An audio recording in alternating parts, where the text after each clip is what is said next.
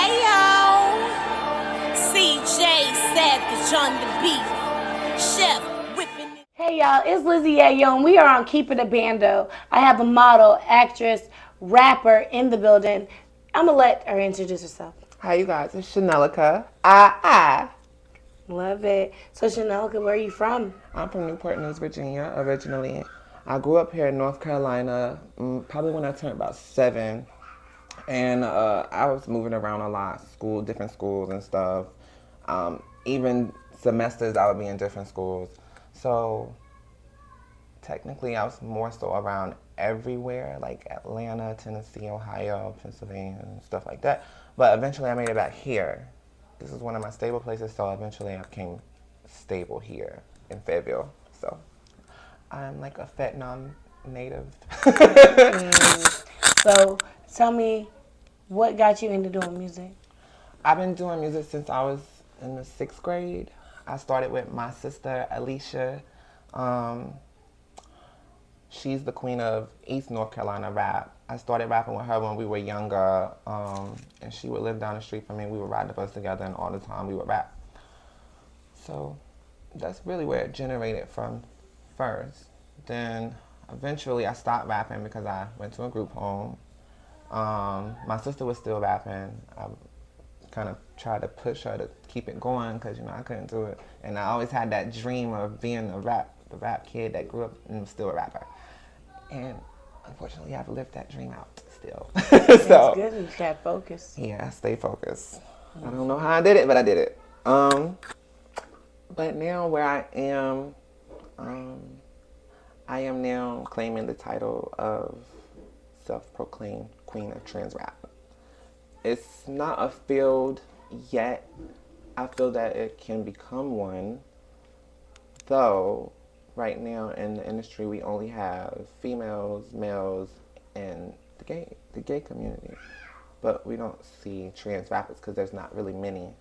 And I know very few, so when I started doing it, I didn't know any at all. Like, I even did my research. I didn't know any that were rapping, like really just rapping. Like, you have in the people eye, you're gonna always give Big Frida his credit of being Queen of Bounce. I don't really know too many other people, but I always give him his credit. But when it comes to being transgender, there's no transgenders rapping. So yeah, that's about it. I love your presence. You have such a big creative way about yourself. As far as I've seen in your performances, I've seen 2 of your performances, and you came and you showed out at both. Thank you so much. I appreciate it highly. Where does that creativity come from? That creativity comes from my great-grandmother.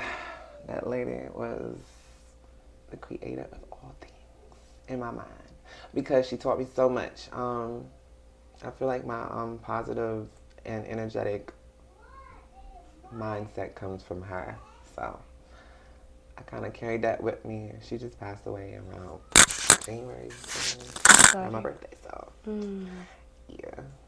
Now I'm just kind of like living vicariously through her. So she sewed clothes and stuff like that too? So technically, when I was growing up with my grandmother, she was delivering food. Before Uber was even in the making, she was delivering food to the elderly. Like, she was the lady that was driving around and giving all the food to people. No charge. She was cooking her own food, riding around town, and where she lived is found in North Carolina, so it was just a small town. And she would ride around and just give food out. So that's what I grew up in, an environment of just like really just wanting to help people and make people happy. She always made sure that, I treated people right. My grandmother was a Christian. She could tell you the Bible without having the Bible in her hand. So I came from a home of Christians. But unfortunately, I grew up to be a bad girl. So now I'm just this rap girl. So with you growing up in the home of Christians and making a choice to become transgender, how was that? It looked like it's easy, but it wasn't easy. It was really hard. It still kind of plays a big toll in my life. though not as much as it started. When I first started, of course, I was a butch queen. What is that? A boy who's gay. I was a butch queen, and I did not know what I wanted, but I did know that I liked a lot of feminine things. I didn't know why I liked them. Well, I will say I didn't know, but that would be contradictory because I grew up around females and only females. I didn't have a father. My father passed away. Well, he was killed. So technically, I didn't have any guys in my life. The only guys that I had in my life were like flirty guys. So, I kind of grew up with any like male guidance. But I grew up to teach myself how to do that. So now I'm like dealing with yin yang. I'm living the best of both worlds. But I am a transgender woman. So I need that to be very clear because in the day and age that we live in, we have a lot of gay males that put a wig on and don't take no hormones and do this and do that. And they get classified as she and trans. But I would be disrespected just because of the type of lane that I'm in. I'm rapping. I'm not doing the things that they would do. I'm living just a regular life. I'm living a normal life, So a transgender, can you like explain it to me? Like as far as you're presenting the way that you are and who you are. So as a transgender woman, well, you have transgender women, you have transvestite, you have transsexual. They all mean different things. Most of them mean like you have a vaginoplasty, you have a breast augmentation, you have nose job, you do hormones, and then you're transitioning to a woman. And the position that I'm playing, I'm transitioning. I'm not fully transitioned, but I am transitioning, and I don't mind saying that because I don't live a fake life. Right. So. And I respect that because you got some people that's just hiding their truth. Yeah, some people lie. Some people will tell you that they have what you have and make it seem like that they are living the same life that you're living, and they go get their breasts done and things like that. I'm not trying to talk down on the girls that go do it, but there are girls that do it and they're braggadocio, boastful and arrogant. Right. So you have to like kind of humble yourself when you're not that type of person, because it's just like I'm natural, so I don't have to have the mindset of, oh, whose titties are bigger. I've never had that mindset, so it's just kind of weird to me. It's a lot of things that's weird to me, but that one is kind of like striking, because it's like, who goes to get their breasts done to talk down on people that don't have bigger breasts? You just didn't have bigger breasts, Right. Women don't do that. I'm going to do it. I'm like, no, but no, it's okay. It's okay, It's okay. It's okay. No, but seriously, there are girls, not females. There are trans girls that do it, but they do it for that purpose. Females don't do that. Females, they're gonna show their titties off, but they're not gonna be like belittling somebody because of a titty. I've never encountered it. I used to get picked on as a kid. Really? I don't know, and I don't know the experience, because I would say, I could say what I just said to you, but then the first thing that comes to my mind is racism. And I had never experienced racism either until I turned trans. So I feel like that plays a different role in my life too now, because when I was growing up as a butch queen, I never experienced racism. I only experienced gay hate, and I wasn't even gay yet. So it was kind of like weird. It was just more so I grew up around females, and I was never, like I said, I was never around male guidance. So I was more so looked at as the gay boy because I'm feminine acting. I just don't know how to act how you want me to act type of shit. Okay. But now it's like I grew to like not give a fuck. So like you can see like the yin yang now. How was that in school? Well, in elementary school, it was very difficult because I got picked on every day. Because of that. But once I started moving around to different schools, it was kind of different, because the first time that I moved schools, I moved here to North Carolina, but I was in East North Carolina. And I was still in elementary school. They didn't pick on me. But I remember myself running behind a door and like crying because my mom left me at school and I didn't want to go to school. These are new kids. My friends are in Virginia. I'm in North Carolina now. I didn't want to be around them because I don't know them. And all I know is being picked on. So it's just like I just grew to this environment. Now I got to go to a completely different one. It's like, damn, I'm about to come through in the same shit. But then I realized something in the back of my head said, this is a start over. Like you're starting over. So technically, I can be anyone.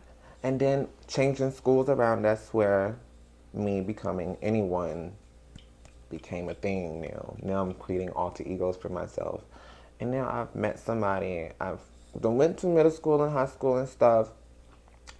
It was never really hard. Middle school is kind of weird. Like I was in different schools, so it's like I'm talking about different sceneries. It's like I'm living multiple lives because in one school, I'm like this boy who's known for being gay without known for being gay.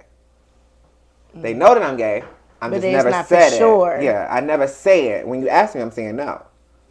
But you can't tell. And I never knew why they couldn't tell. But now that me growing up, it's just like, if you look like a boy, you look like a boy. That's why I feel like what's going on in the transgender community, that's why they do that too. Because, baby, if you look like a boy, you look like a boy. It is what it is. But if you dress it up and you look nice, oh, now you're respected as a woman. But I feel like that's kind of disrespectful because it's just like, damn, if I'm carrying myself as a woman 24/7, then that's what I should be. Rather than me changing to a boy, and then me changing to a girl, and then me changing to a boy, then me changing to a girl. And I'm still being respected as a woman more than this girl who's 24/7 a woman.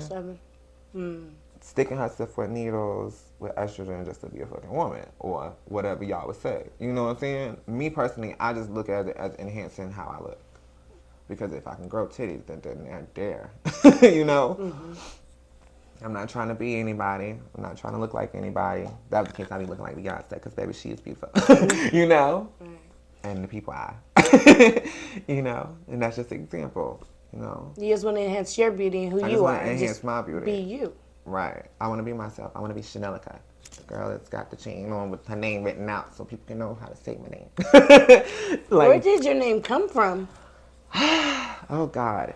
Okay, so when I was younger, I was about, and I didn't give a fuck. But that's where my name came from. It came from me looking for who I wanted to become and just live with. Most girls, they get a name, they change it 24 times. I stuck with the same name my whole life. It started off as Chanel. I was a big Nicki Minaj fan. So I would call myself Chanel Minaj. Chanel Minaj, okay. So my family hated that. Especially my mom. She really hated that. And I feel like she hated it the most because she's my mom. She want me to love her because I feel like every mom that has a son, they want the son to look at them like, mom, you know, like, but that's how I look at you, you know, but it's more so like, I'm more so like a girl, so I'm treating you more like I'm a girl, and more so how, I don't know how you want the affection to feel, but she would always throw it at me. So it's like, I know it, but I can't really explain it right now. It's hard. I don't know how to really explain it. Let me try to do it the best that I can. So basically, I would have this big obsession with Nicki Minaj. I would have her pictures in a folder, and my mom, I remember one time my mom had the folder and she ripped everything up. And I got really mad. Like, I cried. I was irritated. I was very angry. And to this day, I look back at that and, like, I think, like, damn, bitch, you was retarded. Because why was I obsessed over this woman so bad like that? But the reason why I was obsessed with her so bad is because she brought a lot of stuff to music that was missing. And I was one of those ones who was there to listen to it. So it became like something big as Missy Elliott, because I grew up in Missy Elliott time, the Lil' Kim era. I grew up listening to 50 Cent, motherfucking Candy Shop. You get what I'm saying? That's the era I grew up in. So just like living and living and living, and then seeing Evie Eve come through, you know, Diamond and Princess. I love them. Matter of fact, I remixed a song by them. I deleted it, but it hit 1 million plays. And that was the first song I ever hit 1 million plays on.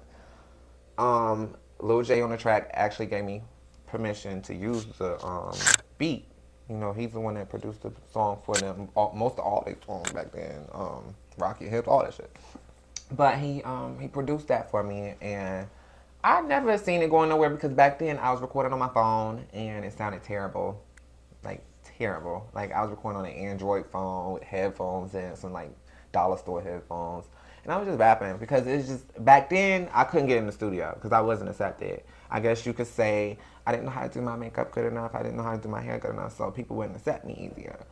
I had to like build this profile and like get like dress and all this stuff just to build an image. And back then I would look at it like, why I gotta do all this? Like it's hard. But now that I'm actually at the point where I'm doing it, it's like it pays off because it's like, damn, I should have been doing this all along. I should have been doing it all along, and I would have been recognized rather than letting my pride sit on the table. I should have just put that shit in my mouth and swallowed it. I really should just swallow my pride and went against the grain and made shit happen. Rather than, I feel like it was more so an insecurity of knowing that people look at me like, oh, you're gay, or you look at you all like, oh, you're trans. When I became trans, I was more confident because it's like I'm more so in my skin now. Like I feel more in my skin. Like I'm here in my flesh. So it's easier to cope with everything that's going on now. Especially now I get to like reveal my true feelings and stuff in music rather than it being listened to like, maybe this need to be better. They actually get to listen to what I'm saying now. So I'm just happy now. I'm happy. I'm glad that you're able to be yourself, and I can imagine how you feel, and a lot of other people that has been behind the door, and not just being whoever they are. Yeah, I hope that I can be an advocate for those type of people. I know that I don't say the best of things, and I'm not a I won't say I'm not a perfectionist because I try to be a perfectionist. So I'm like a perfectionist in progress, but I'm not perfect. But I try to be a good role model for people that are overlooked because they don't know where they are in life or they don't know what they want in life. But they do know what they want in life. You know what I'm saying? Like, you know what you want in life, but you just don't know how to go at it. Go about it. Just go at it how your mind tells you to go at it. Because everybody's journey is different. Yep. And your journey is what you think it is, literally. Like, if you imagine it, do it. If you can't do it right now, keep the thought in mind and still do it. Eventually. Eventually, you will be able to do it. There's never been a time that I haven't thought of nothing. This album, let me show you. I dropped this album 2 years ago. And I never thought that I would drop these albums. I had all these songs written. One album is 8 songs. One album is 16 songs. So 8 and 8 plus 8 more. 24 songs altogether, basically. An album and a deluxe. I never thought that I would drop these songs because and at the time I wasn't financially stable, so I wasn't able to make the money to even pay for my beats. And I had 24 songs, so you could just imagine how much them beats cost. And all of them came from offline, so from different places. So I'm not getting them from like YouTube. I'm getting them from like different websites. Some of them come from YouTube, maybe, but not all of them. Then features that I had on them, like I had one feature with this guy, Hollywood Shampoo. He added me on Facebook, and I would see his videos down my timeline.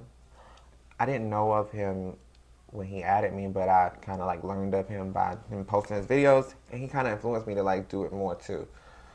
But I had ended up hitting him up about working with me because I mean you already added me, so and his music was like kind of eye catching, so I ended up working with him, and we kind of like collaborated a month after speaking. Around that time, he was going through some things. I ain't gonna speak on it, but he was going through some things, trying to get some shit together. He was performing and opening up for people. Back then, he was opening up for, he had just opened up for Pop Smoke, Megan Thee Stallion and shit. So, you know, I wasn't doing shit. Doing big things. Yeah, I wasn't doing nothing. I wasn't even performing. I wasn't doing nothing. Like, I was in the house. I was at my grandmother's house, matter of fact. My grandmother was here, alive. I was at my grandmother's house, in the closet, recording music. Literally in the closet, recording music. You get what I'm saying? Like, I was trying to make something happen. But I didn't have the quality that the studio had. But then, once I grew older and I actually started going to the studio, I would watch the producers. I would watch every producer do what they do. And then that's how I learned how to actually produce my own music. But I wouldn't say that I, like, stole from them because I wouldn't watch every detail that they did. It was certain things that I just wanted to know what you did differently that I don't do in my music because I feel like I already do it the same way. It's just the microphone that most of the guys use are usually better. And there was this one guy I went to. We spoke about him early, Andy. I think his name is Andy Powell, if I'm not mistaken. I hope that's his name because I hate messing people's names up. But Andy Powell from here in Fayetteville, downtown, by the courthouse. I went to his studio one day, and he did something that I still can't recall what he did because I've never seen anybody else do it. But I know that what he was doing was really professional because I don't even know how to recall what he did. But he did something and he like really like hooked my shit up. But that was a great experience. I just wish that I could do it like that. He's been down there doing that for a long time. You know him? He's been down there downtown in that same spot for like over 20 years doing that. Yeah, he a really good guy. I will give him his props. I ain't gonna speak about nothing else really about that. That's all I want to speak about. Who's your top 3 artists? Okay, so my top 3 artists, I would definitely have to say Kendrick Lamar, Jay-Z, and the third one, Biggie, definitely Biggie. Now females, this is where it get hard. Female rappers. Well, I'm definitely going to have to say Nicki. Definitely going to have to say Kim. And I'm definitely going to have to say Foxy Brown. But I can't say them 3 because those are like everyone's top picks. So I want to do 3 more. Okay, sure. I want to do Missy Elliott because that's definitely one of my favorites before I even heard of Nicki Minaj. Left Eye. Foxy Brown, Nicki Minaj, Bahamadia. What's yours? Oh, he found it. He found his third one. Nicki Minaj is hard, yo. Yeah, she is. Hard, yo. She is. She is. You can't look over. You cannot overlook her. And she got her own style, everything. And it's just crazy. Like, I ain't gonna speak about her like no more because I already said what I had to say. And, you know, everything getting twisted and turned around when you talk about her. So I don't want to speak on her too much. But the top 3. Mm-hmm. Missy, Left Eye. One more. Who is the one more? Okay, hold on. I'm gonna come back to that one. No problem. Because it's somebody, I don't want to say the wrong name, and I want to say the right one, because there's somebody in my mind that I just cannot think of right now. That's all right. We'll come back to it. So, as far as, so you do your own, who? Asian doll. Okay. Just make sure we did not leave her out. Yeah, I mean, she's dope. She's really dope. Yeah, she's like, she would be number 1 for me. Out of all them that I named, she would be my number 1. I'm just going to say that because I love her to death. Like, I really do. Yeah, shit, that's the new day and age. So I definitely think that she would be the new era for me. She would be the new era princess or queen for me. For the rap industry, not, locally, but, for the rap industry, she would definitely be the new princess or the new queen.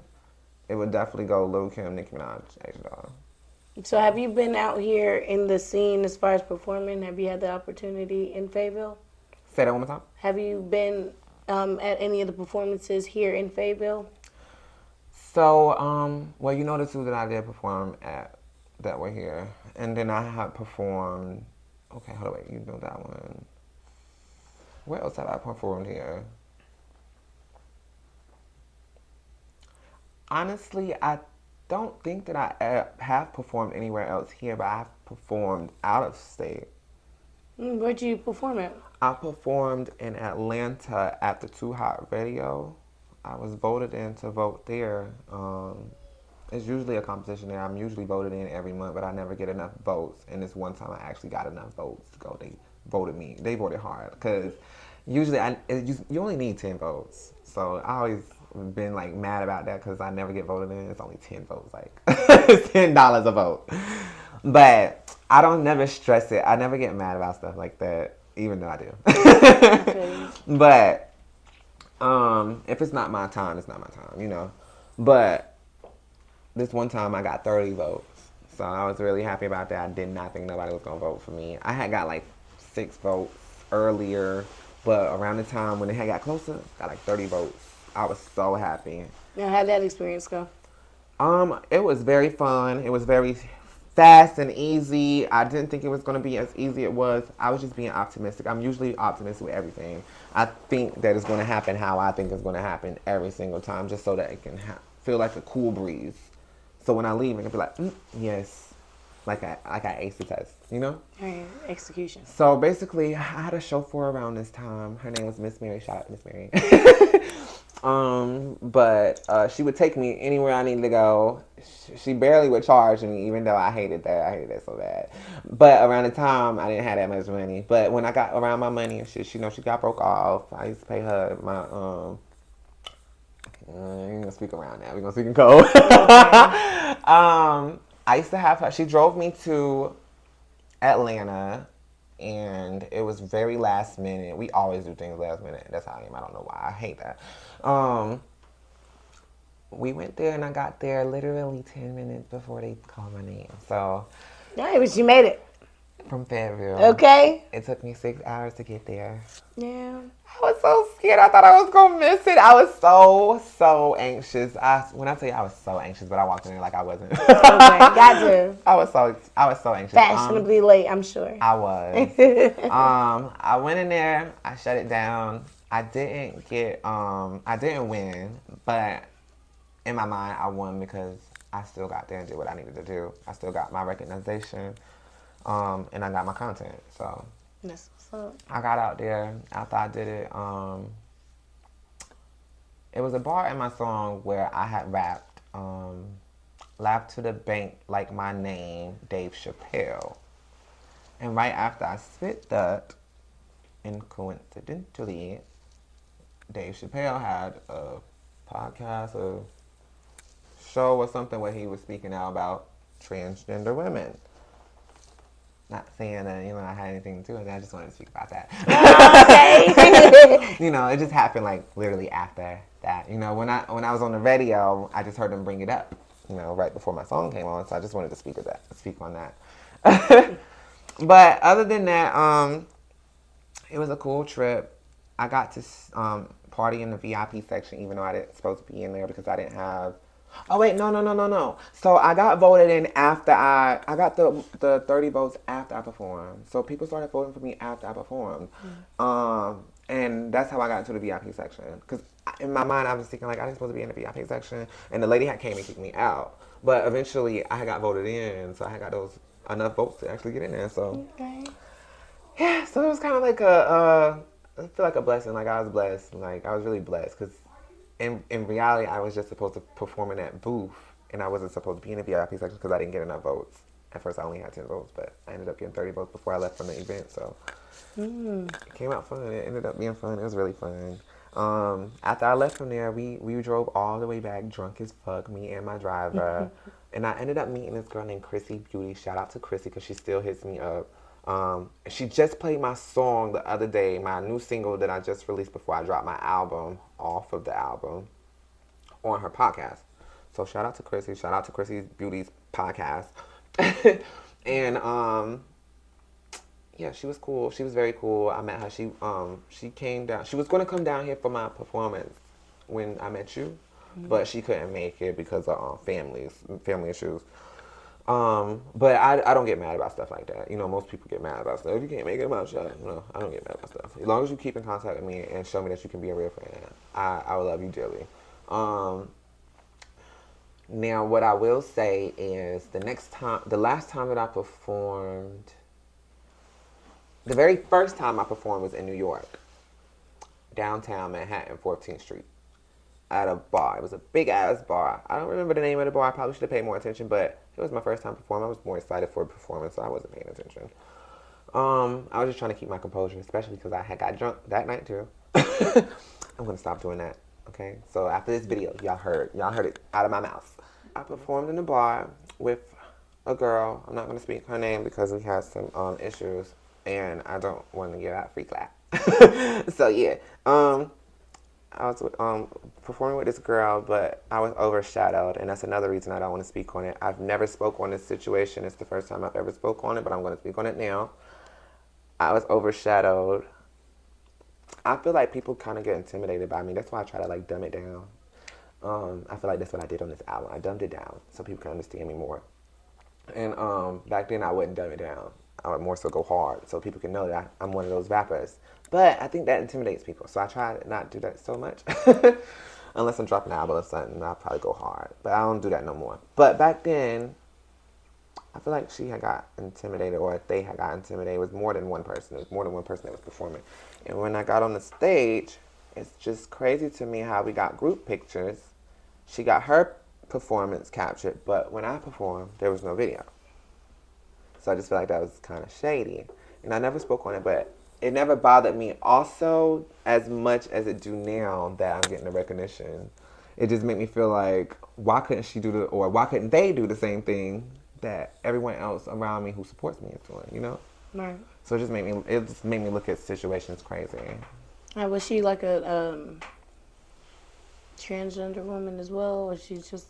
She's a trans woman. She's more like a STEM, so she dates trans women and females. So, you know, I don't know if she dates men either, but, you know. And the reason I asked that because I know that it can be difficult for you, like being an artist, and a dope artist, you know, and also not looking bad because you look good. You one of the bad bitches. You know what I'm saying? And you do too. Thank you, baby. Lizzie. Yeah. Period. Yes. Period. But I just know that it's hard sometimes for you, like being able to witness it firsthand, knowing that you just came to have a good time, and to have some people feel some kind of way to even try to start fights with you. Well, I'm gonna personally say I just be wanting to have a good time. Like, I don't be wanting to make nobody intimidated. I don't be wanting to make nobody mad.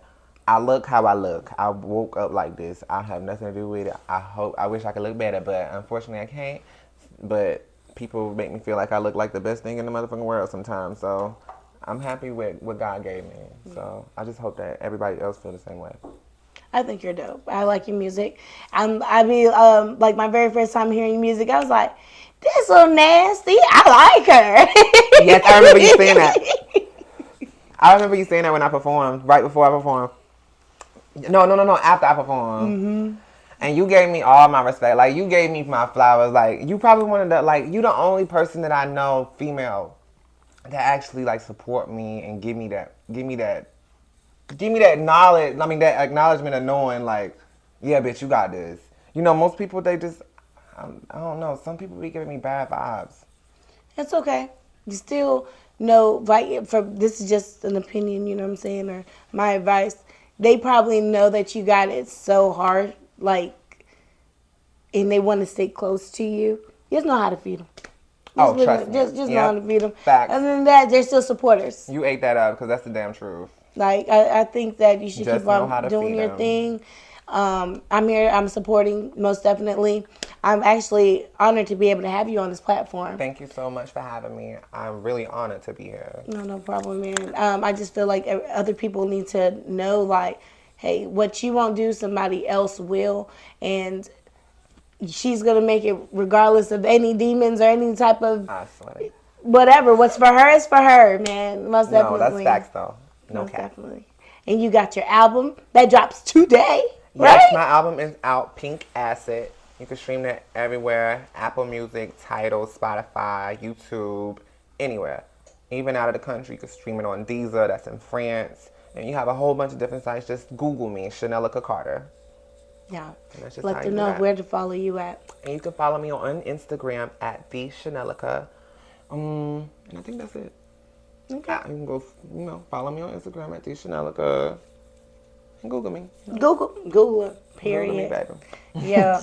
This was Yayo, and we got Chanelica in the building. Chanelica. I love that. Like, where'd that come from? Honestly, I'm going to be honest. I was with my friend. I have a good girlfriend. You know what? Can I do this? Can I call her? Sure. Let's see. I hope she answers. Because she told me if you ever pull up, bitch, you better give me my motherfucking. Oh, okay. So basically, we always used to be in the car freestyling. Gabby, I'm at an interview right now, and my interviewer just asked me, how did I come up with ah? So I wanted to call my good Juju, my good girlfriend on the phone, who I was freestyling in the car with on the way back from my sugar daddy. but we were freestyling in the car over beats, and we just be saying crazy shit. Eventually, we both was just like, what we do? What we do, Gabby? With the I love it, yo. stuck out of nowhere. Look, and it's right now. That's what it is. It's just the movement. But I just wanted to call you. I just wanted to call you for that because I know you remember we had that conversation. You was like, if you ever blow up, bitch, you better. Yeah. So I'm calling you, but I'm gonna call you back. Okay, baby. Love you. Yeah, that's my girl, Yummy. We got a song together. Okay.